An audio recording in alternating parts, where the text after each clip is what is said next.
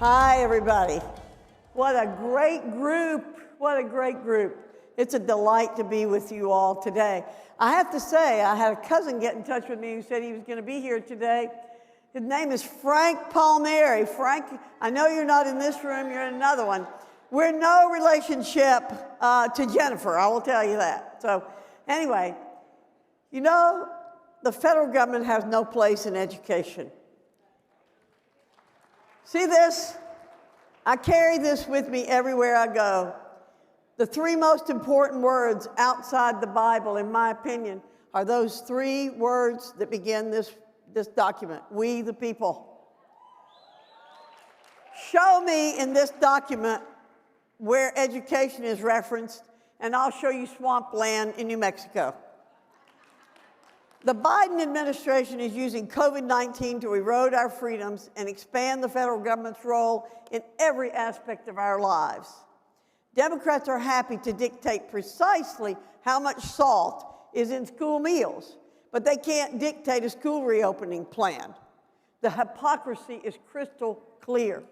Right now in America, the powerful teachers' unions and their enablers have seized control of too many education systems and are using their power to serve themselves.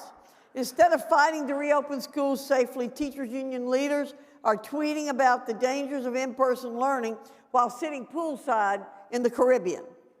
Teachers' unions claim passing the socialist Medicare for All bill, defunding the police, and increasing taxes on millionaires are necessary for teachers to do their jobs safely. Remember that swampland in New Mexico? This isn't a reopening plan. These are hostage demands. Heck, we've even seen virtual schools close because of snow. Does that make any sense? Nonsensical. But it's also sad because we've lost sight of what truly matters: students. When working with Betsy DeVos, we both lamented that our education system is prone to saying no instead of finding the will to get to yes. But most importantly, it's built around those who run it, not those it is supposed to serve: students. America's children are being robbed of precious time that they should be spending in classrooms alongside their peers. Studies show that school closures lead to significant learning loss, with students of color suffering the most, exacerbating an already existing achievement gap.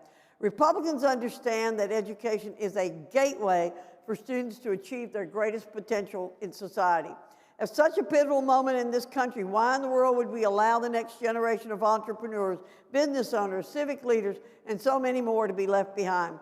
Proud conservatives, both in Congress and in state houses around the country, recognize this grave threat. We won't stand idly by while America's families and students are left to fend for themselves.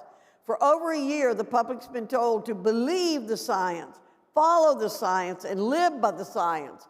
But now that the science favors school reopenings, bureaucrats and teachers' unions claim that schools are no longer safe for America's students. You've heard the Biden administration change its tune too many times to count. It's disappointing, but it isn't surprising. First, the Biden administration claimed it was going to reopen a majority of schools within 100 days, period. Then they said, well, actually, we'll make sure schools are open 1 day a week. It also said schools could reopen without teachers being vaccinated. Then they said, no, actually, the CDC director made that comment in her personal capacity, even though she said it at an official briefing. It also said that reopening schools hadn't led to increased community spread. Then they said, well, actually, most schools probably shouldn't reopen because we're worried about community spread. Now they're saying we need to pass a new stimulus bill so schools have the money to reopen, but just this week, the White House spokesman admitted this Pelosi payout of nearly $2 trillion won't be used this year to help open schools. Also, the Biden bailout bill will pay federal bureaucrats $1,400 per week for 15 weeks to stay home and not work if their child's school is still virtual. How in the world will this get our schools to reopen?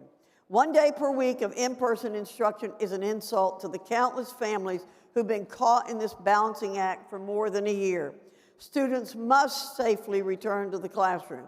We cannot allow teachers' unions to hold hostage our children's future. Republicans are proud to fight for the millions of students and hardworking families who are stuck in the middle of this shameful saga. You've got my commitment that I'll work to reopen schools safely. Reopening the schools is truly reopening opportunities for America's students.